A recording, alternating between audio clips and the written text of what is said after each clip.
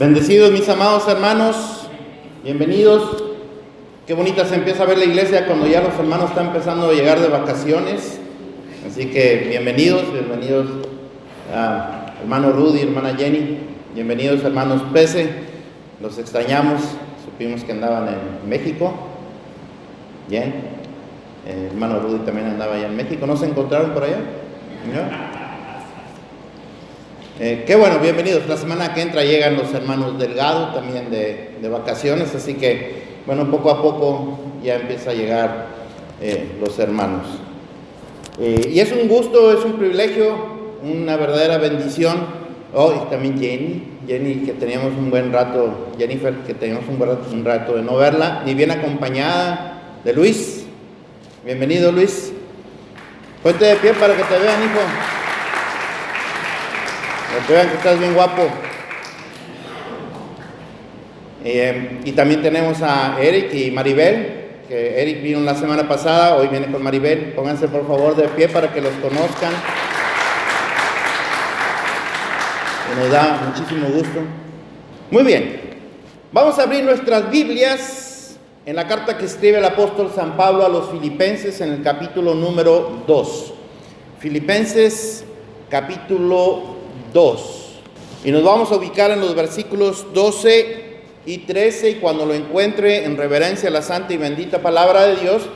Y si puede hacerlo, le invito a que se ponga de pie. Si no puede hacerlo, quédese ahí sentadito o sentadita. Pero si puede hacerlo, entonces nos ponemos de pie. Y si trae una versión Reina Valera 1960, entonces le voy a invitar a que leamos todos juntos, por cuanto son solamente 2 versículos, que podamos leer juntos estos 2 versículos. Si no trajo una versión Reina Valera 1960, entonces va a estar proyectado aquí en la pantalla. Y dice la palabra del Señor en el nombre del Padre, del Hijo y del Espíritu Santo, y el pueblo de Dios dice, amén. Por tanto, amados míos, como siempre habéis obedecido, no como en mi presencia solamente, sino mucho más ahora en mi ausencia, ocupaos en vuestra salvación con temor y temblor, porque Dios es el que en vosotros produce así el querer como el hacer por su buena voluntad. Padre, en el nombre bendito y poderoso de nuestro Señor y Salvador Jesucristo, te damos gracias, Señor, por tu palabra que nos fortalece, tu palabra que nos anima, Señor, tu palabra que salva, tu palabra que guía.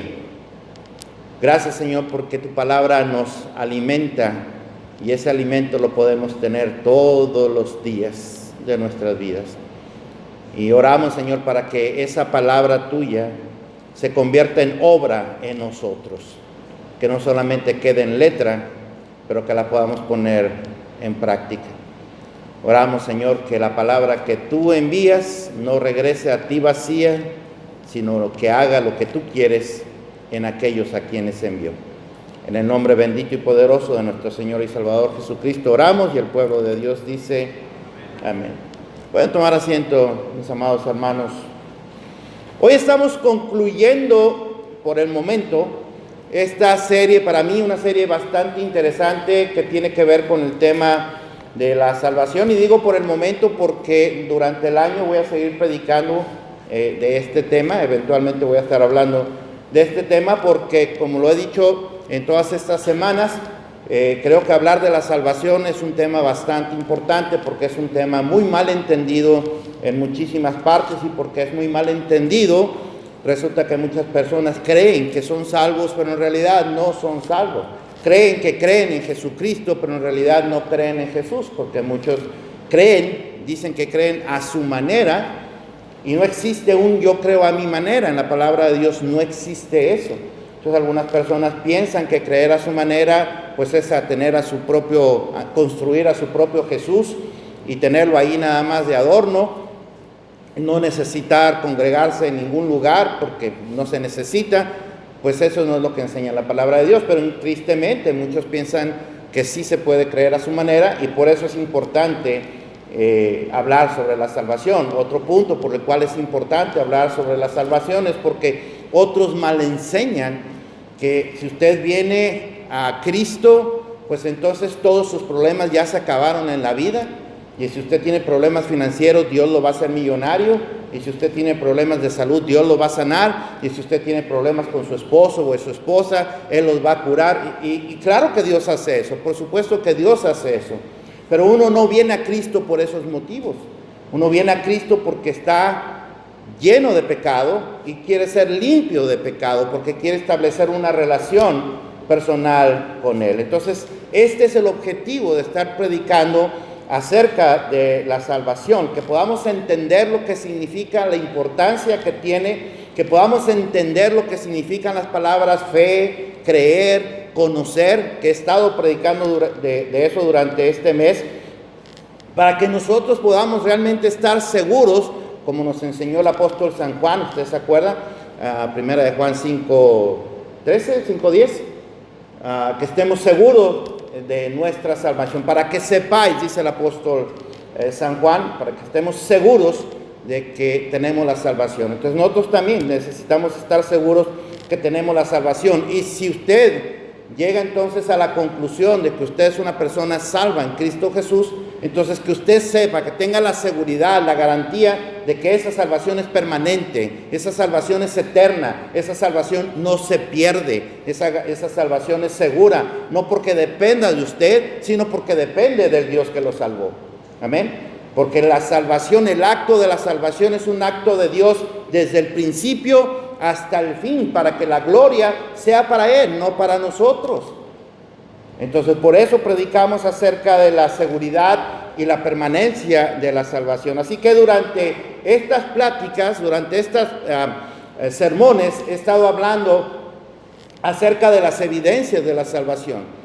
Si por alguna razón usted no ha escuchado algunos de los mensajes, yo lo invito para que visite nuestra página de internet, que está ahí en sus boletines, o que visite nuestra página de Facebook, Sublime Gracia, en Facebook, o que visite la página de su servidor, Pastor Oscar Salinas, el canal de su servidor, Pastor Oscar Salinas, en YouTube, y ahí puede encontrar estos sermones pasados que tienen que ver con la salvación, y podamos tener una idea de qué es de lo que estamos hablando. Entonces, en una de esas mensajes yo prediqué acerca de 6 evidencias que nos muestran que nosotros realmente somos salvos en Cristo Jesús, y que esas evidencias están fundamentadas en la palabra de Dios. No es mi opinión, sino lo que el Señor dice en su palabra, porque la salvación se debe de reflejar, ¿sí o no?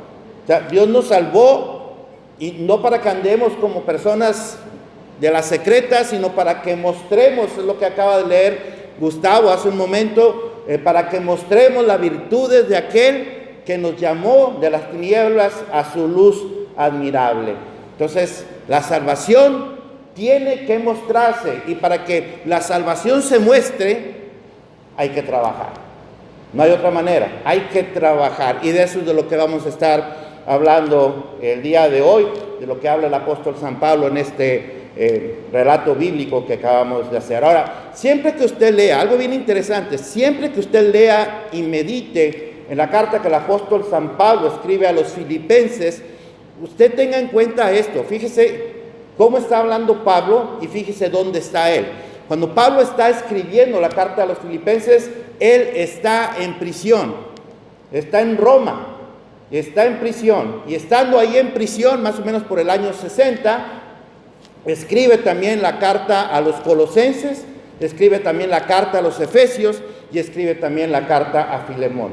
Entonces a Pablo le interesa tener contacto con la iglesia a pesar de que está en prisión.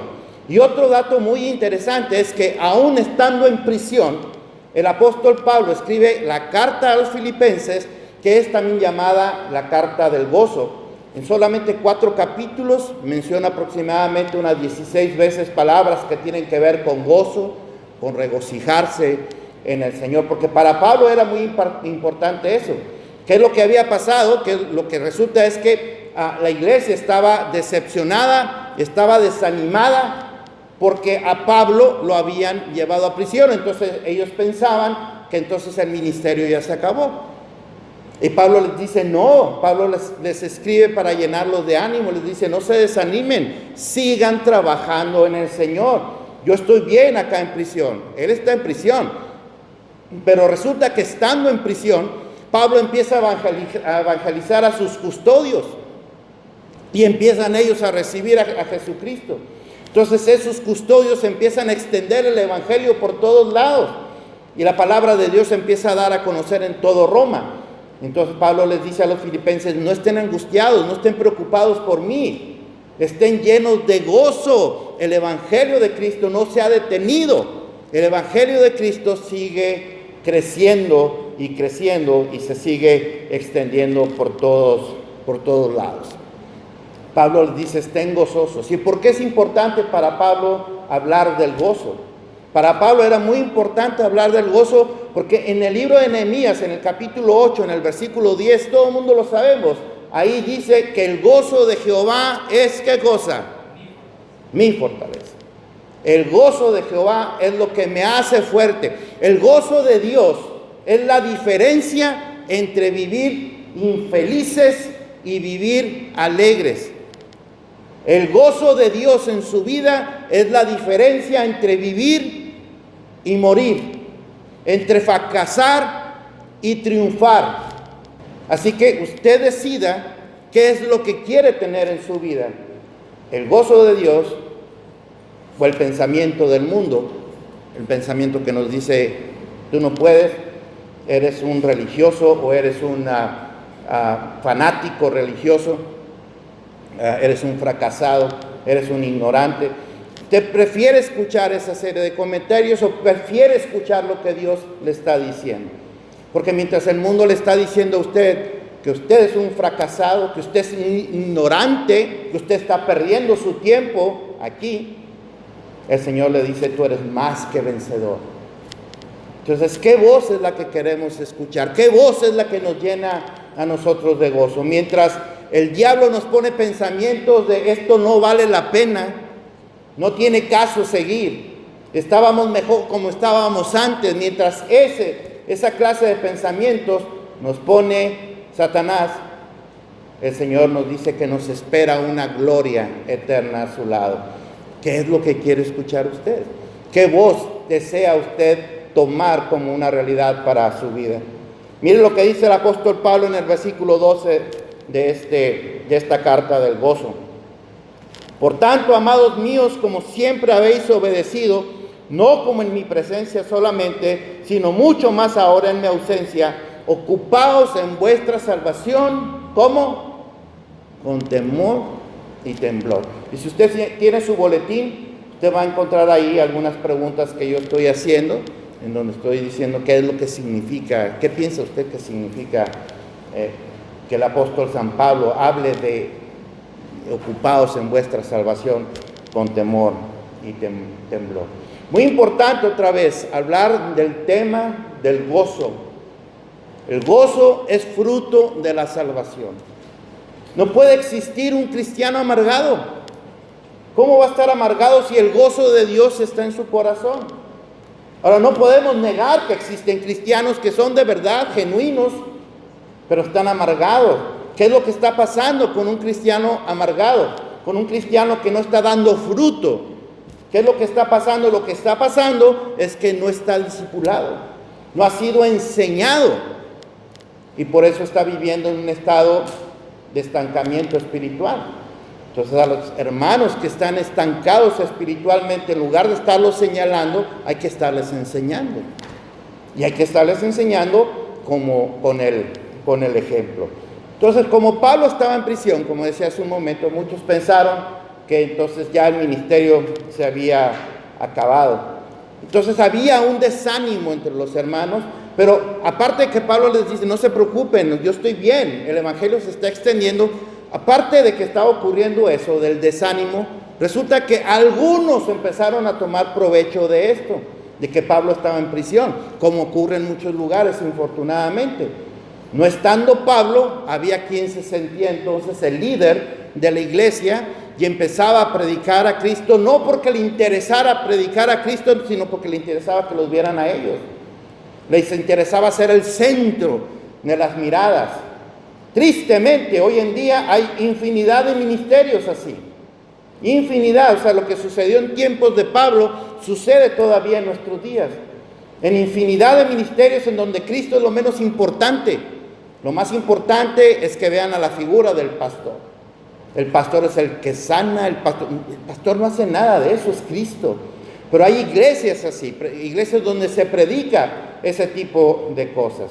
Iglesias, yo he escuchado al pastor de la iglesia más grande de los Estados Unidos, hispana, decir: yo los reto a que se vayan a otra iglesia a ver si encuentran una obra del Espíritu Santo ahí, como diciendo: solamente aquí conmigo existe eso. No me gusta decir nombres, pero se llama Guillermo Maldonado. Entonces ese tipo cree que es el mero mero, ese tipo cree que tiene la verdad y que solamente Dios obra a través de él. Entonces ahí no es lo importante Cristo, ahí lo importante es él.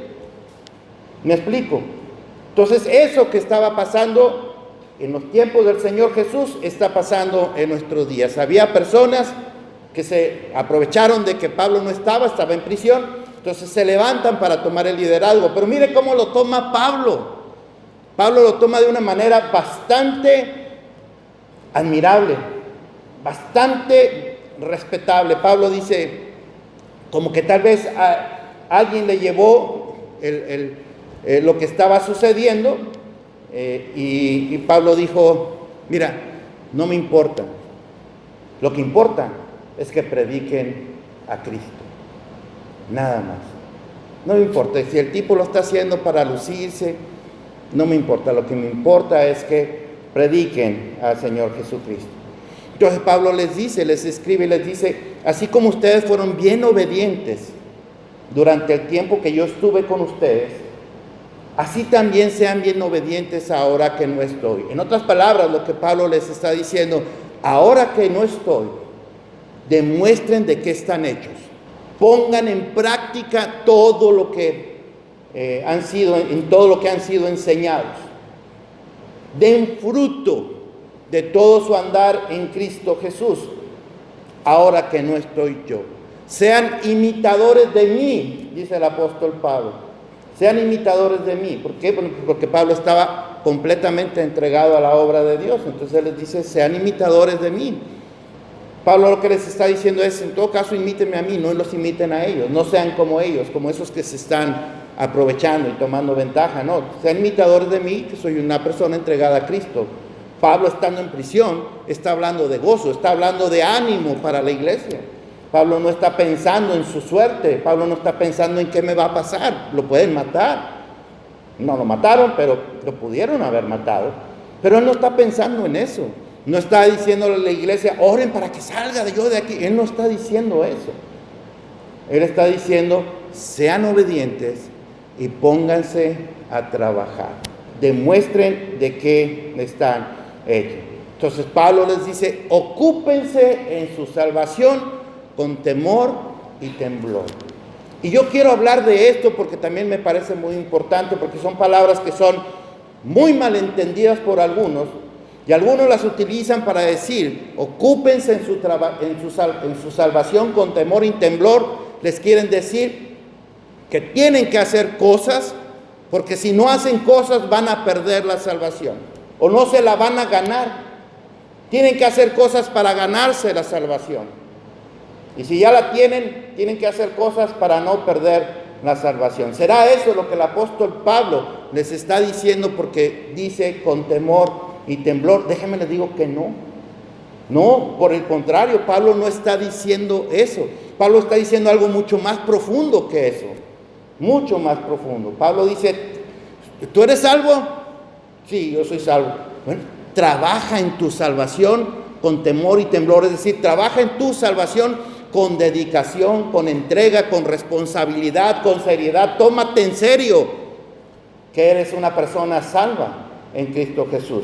Si usted va a 1 Corintios capítulo 2 versículo 3, o 2 Corintios capítulo 5 capítulo 7 versículo 15, o en Efesios capítulo 6 versículo 5, usted va a encontrar ahí que Pablo usa las mismas palabras, con temor y temblor, y en todas las veces que la usa el apóstol Pablo se está refiriendo precisamente a esto, a tomar la salvación en Cristo Jesús con responsabilidad, con seriedad, a mostrarla, a trabajarla, póngala a trabajar para que dé fruto, para que el evangelio se empiece a extender por todas partes.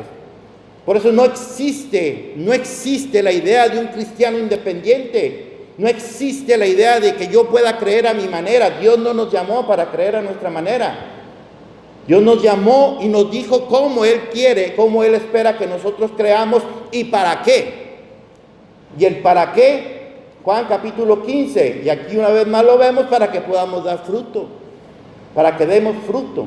El apóstol Pedro también lo dice, para que podamos dar fruto, para mostrar las virtudes de aquel. Entonces, cuando Pablo dice esas palabras con temor y temblor, no está amenazando a nadie. Al contrario, los está animando, los está aconsejando que pongan a trabajar esa salvación que tienen en Cristo Jesús, que reflejen esa salvación. Con temor y temblor significa que nosotros amamos y tenemos reverencia por nuestro Dios, que queremos hacer las cosas bien para Él, porque todo lo que nosotros hacemos aquí, lo hacemos para la gloria de Dios, ¿sí o no? O sea, si por alguna razón el día de hoy no hubiera podido estar nadie, o una persona, o dos personas, yo predicaría este mensaje como si hubiera 1000 aquí. ¿Por qué? Bueno, porque yo estoy predicando para la gloria de Dios, para edificación del cuerpo de Cristo y para la gloria de Dios. Entonces, hay que trabajar, hay que poner a trabajar la salvación. Pero imagínense si yo, porque hay uno o dos, yo dijera, bueno, pues me guardo el sermón para la otra semana y para estos dos que vinieron, pues nos vamos a orar y nos vamos. Como que no estoy poniendo entonces a trabajar la salvación, o le estoy poniendo condiciones a Dios para que yo pueda trabajar la salvación. Señor, si me llenas la iglesia yo predico, si no, no. ¿Quién eres tú para ponerle condiciones a Dios? ¿Desde cuándo tú eres el jefe de Dios? Se supone que cuando viniste a los pies de Cristo, tú dijiste, tú eres mi Señor y yo soy ¿tú qué? ¿Tú qué? Tu esclavo, tu siervo. Siervo y esclavo en griego es la misma palabra, doulos, por cierto, se dice. La misma palabra. Yo soy tu esclavo, yo soy tu siervo. Yo no estoy aquí para ordenarte. Por eso yo no creo en esas oraciones de yo declaro y en el nombre de Jesús yo digo. Yo no creo eso. No creo en absolutamente nada de eso. Yo no creo en ese que de repente empieza hasta a darle órdenes al Espíritu Santo y a llénalo, más. Ahí déjalo. ¿Quién eres tú para darle órdenes al Espíritu Santo? Pero ese es el problema de estas, y esas iglesias están llenas y la gente dice amén. El problema de esas iglesias es que no conocen al Cristo de la Biblia, conocen al Cristo que el pastor les fabricó. Y en esta iglesia, y afortunadamente en la mayoría de las iglesias, se predica palabra de Dios. Y eso es lo importante, porque cuando predicamos palabra de Dios, entonces conocemos al Dios de la Biblia, no al Dios que inventó alguien a conveniencia propia.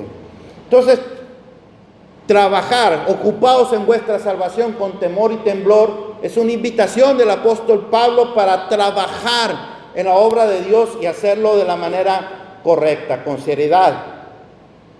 Pablo le dice eso a los filipenses y por aplicación nos lo dice a nosotros también. Nosotros también tenemos que trabajar en nuestra salvación. No para tenerla, ya la tenemos. Si usted le entregó su vida a Cristo, usted es salvo en Cristo. No porque lo diga yo, sino porque lo dice su palabra. Si usted le entregó su vida a Cristo, usted es salvo. Si usted no lo ha entregado su vida a Cristo, por más buenas obras que usted haga, usted no va a obtener nada. Entonces uno no trabaja para ser salvo, sino porque es salvo es que entonces trabaja. Para la gloria de Dios. Y Pablo nos da ese ejemplo. Pablo está realmente poniendo a trabajar su salvación ahí en prisión.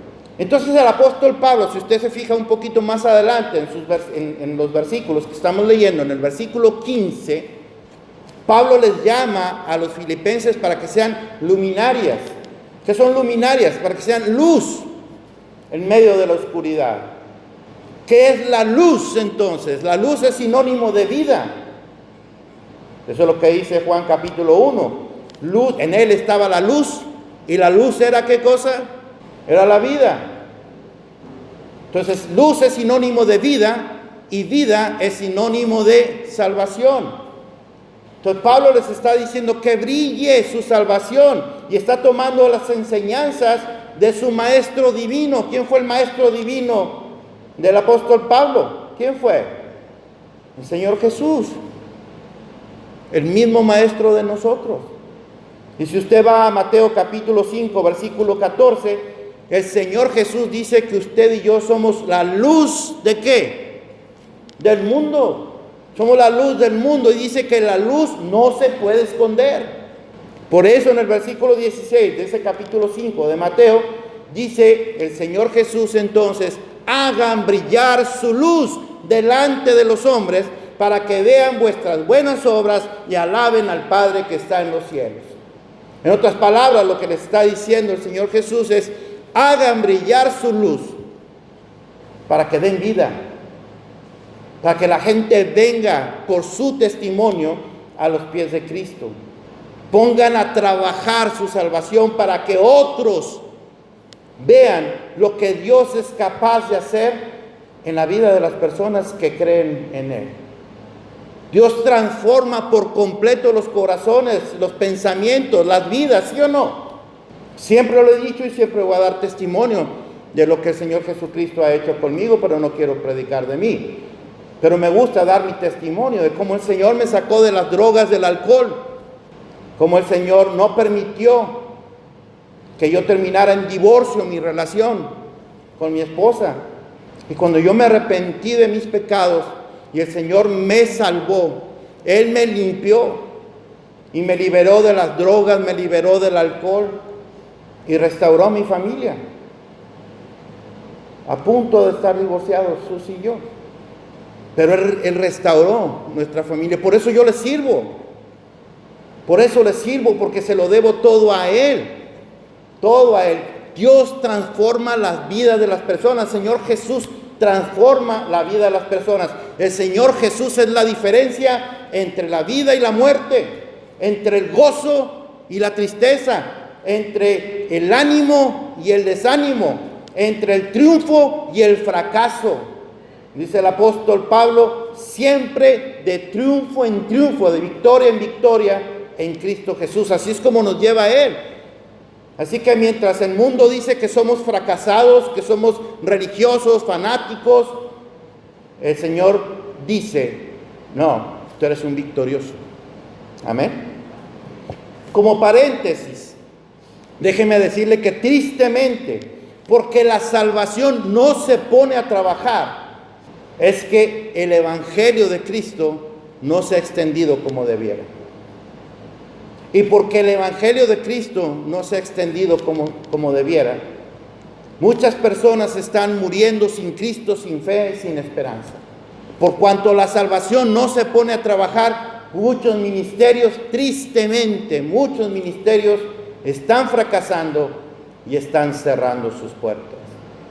¿Por qué? Porque la gente no puso a trabajar su salvación. ¿Qué hubiera pasado si el apóstol Pablo tal vez no escribe la carta a los filipenses? Bueno, no lo sabemos, pero podemos especular. ¿Qué hubiera pasado si Pablo no les da ánimo a los filipenses? Bueno, los filipenses, al ver que Pablo estaba en la cárcel y que ellos a lo mejor ya no tenían nada más que hacer, hubiera cerrado esa iglesia. Y era una iglesia tan importante como todas las iglesias. Era una obra levantada por Dios. Y si Dios la levantó es porque propósito tenía o tiene. Pero si ellos se hubieran desanimado, ¿qué hubiera pasado si Pablo no escribe la carta a los Corintios? Ahí sí que había problemas en la carta a los Corintios. Problemas tras problemas en la iglesia. ¿Qué hubiera pasado si Pablo no pone orden en esa iglesia que estaba, dice el apóstol Pablo, en una iglesia rica en dones, pero no se estaban usando? ¿Qué hubiera pasado? Se hubiera cerrado. Y Corinto, déjenme les digo que era una de las penínsulas más importantes en todo Asia Menor. Por lo tanto, la iglesia era importante ahí. Era importante que la iglesia fuera luz en medio de la oscuridad en que estaban viviendo, adorando dioses paganos. Pero ¿qué hubiera pasado si la iglesia se hubiera desanimado, hubiera caído en el desánimo, se hubiera cerrado? Y tristemente en muchas iglesias eso está pasando. Las iglesias se debilitan y caen porque la gente no quiere trabajar. No quiere trabajar. La gente pone excusas, mil excusas para no trabajar. Y en esta iglesia por eso hacemos tanto énfasis en el estudiar la palabra de Dios. Estudiar la palabra de Dios. Estar con el Señor en oración constantemente para que sea el Señor guiándonos a lo que tenemos que hacer, a lo que Él quiere que yo particularmente haga como pastor y como miembro de la iglesia. Igual usted. Que usted lo haga como ovejita y miembro de la iglesia. Amén. Dice el siguiente versículo: porque Dios es el que en vosotros produce así el querer como el hacer por su buena voluntad. Versículo número 14. Muchas personas, como les decía hace un momento, muchas personas no quieren trabajar en la iglesia. Muchas personas no lo hacen porque dicen esto: es que yo no sé nada, yo no creo que pueda, yo soy muy ignorante. Pero otra vez, ¿quiere escuchar esos pensamientos o quiere escuchar lo que Dios le dice? Porque si usted va a la carta a los Efesios capítulo 1, usted va a encontrar ahí que dice Dios que nos da sabiduría y entendimiento. O vaya a lo que escribe Santiago y dice que si usted piensa que no tiene sabiduría, está equivocado porque Dios le dio, pero si usted piensa que no tiene sabiduría, dice Santiago, pídasela a Dios y Él se la dará. ¿Cómo? Abundantemente, dice. Abundantemente. Entonces muchas personas creen equivocadamente que no pueden hacer nada porque no están preparados. Bueno, déjenme les digo algo: el que es creyente, el Señor le está diciendo: yo soy el que produce en ti el querer como el hacer. Entonces hay personas que dicen: yo quiero trabajar pero no sé cómo. Entonces se ponen a estudiar, aprenden, se ponen a trabajar, empiezan a hacer cosas dentro de la iglesia, empiezan a poner a trabajar su salvación en las cosas más pequeñas y otros en las cosas más complicadas, pero todos trabajando. Porque Dios es el que produce en nosotros el querer como el hacer. O sea, en otras palabras, yo no quiero que usted se vaya de aquí diciendo: porque tengo que hacer eso, y tengo que hacer lo otro, y tengo que hacer allá. Eso es una carga tremenda. No. Entonces, quien quiera que piense así, otra vez, o no tiene la salvación, o no ha entendido lo que es la salvación, y no ha sido enseñado como debe ser enseñado, y entonces es un problema mío que tengo que solucionar. Pero mire lo que dice el Señor: yo soy el que produce en ti el querer como el hacer. Es decir, no es que lo tenga que hacer, es que me nace hacerlo, porque Dios lo ha puesto en mí. Hace un momento me decía mi hermano Dani, me decía: pastor, en lugar de leer un versículo quisiera poner un canto, el Señor lo ha puesto en mi corazón. Y yo le decía: bueno, y si Dios lo puso en tu corazón, ¿quién soy yo para decirte que no? Hazlo. Y lo hizo, y nos preparó para después cantar todos en alabanza al Señor, ya con el grupo de alabanza. O sea, Dios siempre tiene propósito, y un propósito hermoso, pero es Dios el que te pone. Dios es el que produce en ti el querer como el hacer. Si Dios le pone algo en su corazón, hágalo. No importa si parece increíble. Dios ha puesto en mi corazón, y lo prediqué en alguna ocasión, que Sublime Gracia un día va a tener un ministerio de ayuda a los homeless. Vamos a tener un lugar en donde les vamos a dar hospedaje a los homeless. Vamos a tener un lugar en donde vamos a hospedar gente que sufren de violencia doméstica. Vamos a tener ese lugar. No tenemos ni un penny partido a la mitad para hacerlo. Pero no depende de mi penny, depende de mi Dios. Él es el dueño del oro y de la plata. Y dice Él: dichoso el hombre que piensa en el pobre, dice Él. ¿Y se acuerdan que prediqué lo que significa dichoso? Bienaventurado, bendecido, súper bendecido. O sea, Dios bendice todos esos propósitos, porque el evangelio de Él se va a extender ahí, en las personas que son más vulnerables, en las que no todos quieren llegar. ¿Quién quiere llegar con los homeless? No todos quieren llegar con los hombres porque ¿qué van a aportar a la iglesia de dinero? ¡Wow! Eso es increíble el pensamiento de algunas personas. Entonces, los ministerios dependen del Señor. Dios pone en su corazón. Dios pone en su corazón la ofrenda. Dios pone en su corazón el diezmo. Dios pone en su corazón la participación. No es ninguna carga. Aquí usted nunca me anda viendo que yo ande detrás de nadie. O preguntándole al hermano del mundo, ¿quién diezmó? ¿Quién ofrendó? ¿No? Él da un reporte de cuánto entra porque necesitamos saber para poder planear actividades y cosas que queremos hacer. Entonces, si usted ve su boletín, usted va a ver algo bien interesante. Mire, abra su boletín y mire la parte derecha. Si usted lo ve de frente, ábralo. Y si usted lo ve de frente, en su parte superior derecha, va a haber un cuadrito ahí que dice que para seguir al Señor Jesús hay que dejarlo todo, principalmente, ¿qué cosa? Las excusas. Y del otro lado, ¿qué dice?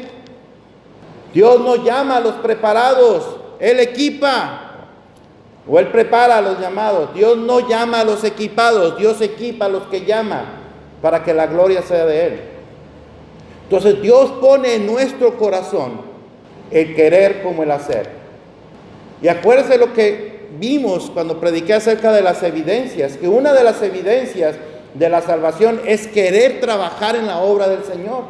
Estoy tan agradecido con Cristo que ahora yo también quiero hacer algo para la obra del Señor. Y las cosas más pequeñas son grandes delante de los ojos de Dios. Sacar la basura, limpiar, ese tipo de cosas son grandes a los ojos de Dios. Hablar de Cristo a las personas, eso es grande a los ojos de Dios, aunque no les demos una clase de teología porque a lo mejor no sabemos mucho, pero les podemos dar nuestro testimonio de fe. Dios pone ese deseo en nuestro corazón. Cuando Dios haga eso, no le diga que no, dígale que sí, y va a ver cómo Dios hace que lo que Él le dijo se cumpla. ¿Usted cree eso? ¿Realmente lo cree? Esa es la voluntad de Dios. Dios pone el querer como el hacer por su buena voluntad. Dice el apóstol Pablo que la voluntad de Dios, ¿cómo es? Romanos 12:2. Dice que es buena, que es agradable y que es perfecta. La voluntad de Dios es buena, agradable y perfecta. Aunque yo no la entienda, porque a veces no entendemos la voluntad de Dios en nuestras vidas, eso no quita que siga siendo buena, agradable y perfecta. Una cosa es que yo no lo entienda y otra cosa es que no lo sea. La voluntad de Dios siempre es buena, siempre es agradable y siempre es perfecta. Y cuando vemos las circunstancias más difíciles en la vida, usted y yo tenemos que descansar en la verdad de lo que enseña la palabra de Dios. Porque como también siempre lo digo, o todo lo que está escrito aquí es una mentira, y entonces, ¿qué estamos haciendo aquí? Estamos perdiendo el tiempo. O todo lo que está escrito aquí es verdad, absolutamente verdad, y entonces, ¿por qué tenemos que tener miedo? ¿Por qué tenemos que dudar? Si todo lo que está aquí es verdad. Y yo soy de los que creen que todo lo que está escrito aquí es verdad, simple y sencillamente porque esto que está aquí es palabra de Dios. Y que cuando yo abro la Biblia deja de ser un libro para ser Dios hablándome a mí. Entonces, Dios me está hablando a mí. Entonces, cuando usted abre la Biblia, Dios le está hablando a ustedes. Y cuando personalizamos la palabra de Dios, todavía el efecto es más grande. Por ejemplo, por lo tanto, Iglesia Sublime Gracia, como siempre han obedecido no solamente en mi presencia, sino mucho más en mi ausencia, ocúpense en su salvación con temor y temblor. Porque Dios es el que produce en ustedes, Iglesia Sublime Gracia, el querer como el hacer por su buena voluntad. Es personalizar la palabra de Dios. Es Dios hablándole a usted, Dios hablándome a mí. Un verdadero creyente anhela hacer la voluntad de Dios, porque uno quiere parecerse al Cristo que nos salvó, ¿sí o no? Amén. Al final, déjenme le digo algo, la voluntad de Dios va a ser hecha, con usted o sin usted. La voluntad de Dios es hecha. Ahora, ¿Usted quiere hacerlo por las buenas o quiere hacerlo por las malas? Si quiere hacerlo por las malas, entonces le recomiendo que le pregunte a nuestro hermano profeta Jonás. Busquen el libro de Jonás, a ver cómo le fue a Jonás, por decirle a Dios que no. A Dios nadie le cancela nada. Y al final, Jonás hizo lo que Dios le había dicho que hiciera, ¿sí o no? Lo hizo. A Dios nadie le cancela. Ni usted, ni yo. En conclusión, yo no estoy diciendo, yo no quiero que malinterpreten mis palabras, yo no estoy diciendo que todo el que no trabaja no es salvo. No, yo no estoy diciendo eso. Yo estoy diciendo que a lo mejor no ha sido enseñado y tiene que ser enseñado. Y porque no ha sido enseñado, entonces no tiene la disponibilidad y entonces no trabaja. La salvación no está puesta a trabajar, la salvación está descansando. La salvación está ahí sentadita, acostadita, pero no está trabajando. Entonces no estoy diciendo que todo el que no trabaja es porque no es salvo, no.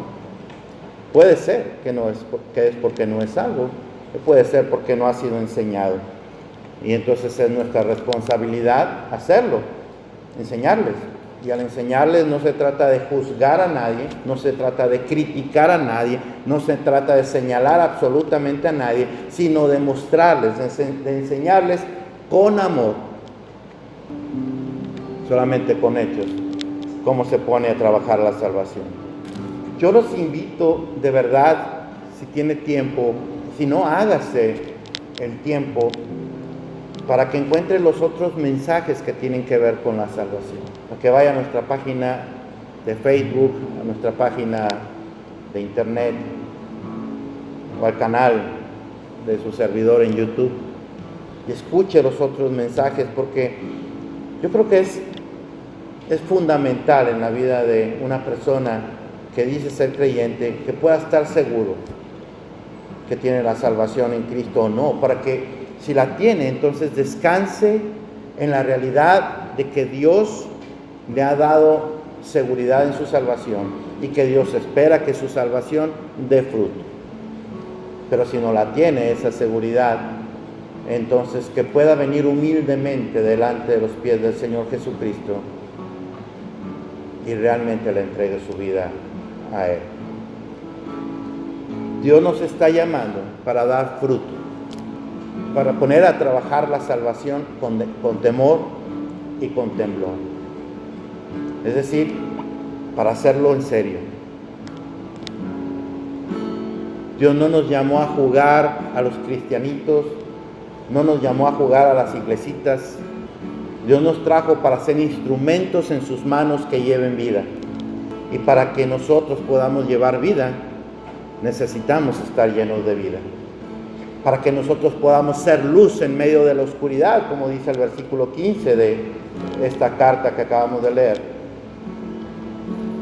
Para que podamos dar luz, necesitamos estar llenos de luz. No podemos dar lo que no tenemos. Y Dios le está diciendo, no te preocupes, yo soy el que voy a poner en ti el querer como el hacer. ¿Sabe cuál es el problema? El problema es que muchas veces nosotros levantamos un escudo de defensa y decimos, no, tengo otras prioridades, tengo otras cosas más importantes que hacer. Ese es el problema. Y cuando nosotros levantamos nuestro escudo, entonces estamos impidiendo que la palabra de Dios llegue a nuestras mentes y a nuestros corazones y transforme nuestras vidas. No levantemos ningún escudo de defensa. Al contrario, como cantábamos hace un momento, levantemos nuestras manos. Y cuando uno levanta las manos, lo que le está diciendo al Señor es: me rindo delante de ti. Yo me rindo delante de ti. Que sea tu voluntad hecha en mí, porque tu voluntad es buena, es agradable y es perfecta. Tu voluntad es mejor que la mía. Tu voluntad produce más fruto que la mía. Tu voluntad me lleva al triunfo, no la mía. Y entonces podamos nosotros mostrar también, con mucha seriedad, con mucha responsabilidad, que la salvación de Cristo está en nosotros y reflejemos a Cristo Jesús en todas partes. En la casa en primer lugar,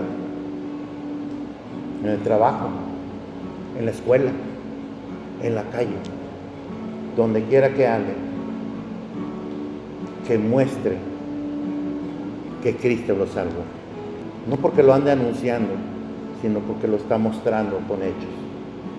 Y eso es poner a trabajar la salvación. Eso es ocuparse en la salvación con temor, temblor, con responsabilidad, con gozo, con ánimo, con seriedad y sobre todo con muchísimo amor. ¿Cuántos dicen amén? Vamos a alabar al Señor.